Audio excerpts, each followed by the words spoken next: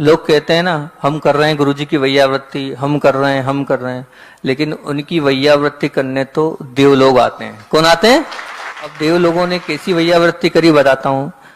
पूज्य गुरुदेव, डोंगरगढ़ चातुर्मास की बात है, 10 लक्षण में गुरुदेव का स्वास्थ्य थोड़ा खराब हुआ, तो क्योंकि गुरुदेव को 103, 104 तक बुखार आ गया। हम सब लोग कर रहे थे तमाम उपचार, सब कुछ कर लिया, बड़े बड़े वैद्य, बड़े बड़े डॉक्टर लगे थे, लेकिन वो बुखार जो था वो कंट्रोल नहीं हो रहा था। पूज्य गुरुदेव की केशलोच की तारीख भी उसी समय पड़ी थी। अब जब गुरुदेव का केशलोच था, उसके एक दिन पहले आचार्य भगवान ने जल लिया था आहार में और बैठ गए थे। अब अगले दिन केशलोच था और 4-5 महाराज मतलब आचार्य श्री के साथ केशलोच करते थे।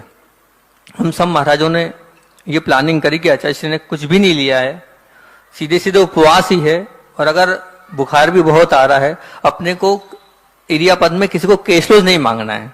सबने तय कर लिया ठीक है, केशलोच नहीं मांगना है, अच्छी बात है।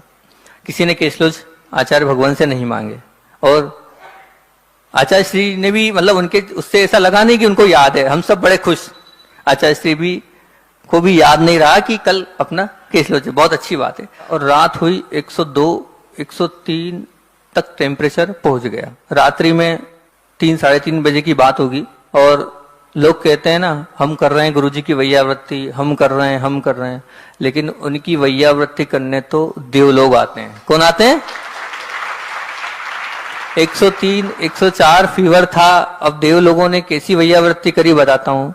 हम वहीं बाहर लेटे थे, 3:30 बजे ब्रह्मचारी राजकुमार भैया, जिनको छोटे चाचा बोलते हैं, वो करीब 4 बजे लगभग आए हमारे पास। महाराज जी, महाराज जी। मैंने कहा क्या हो गया भैया?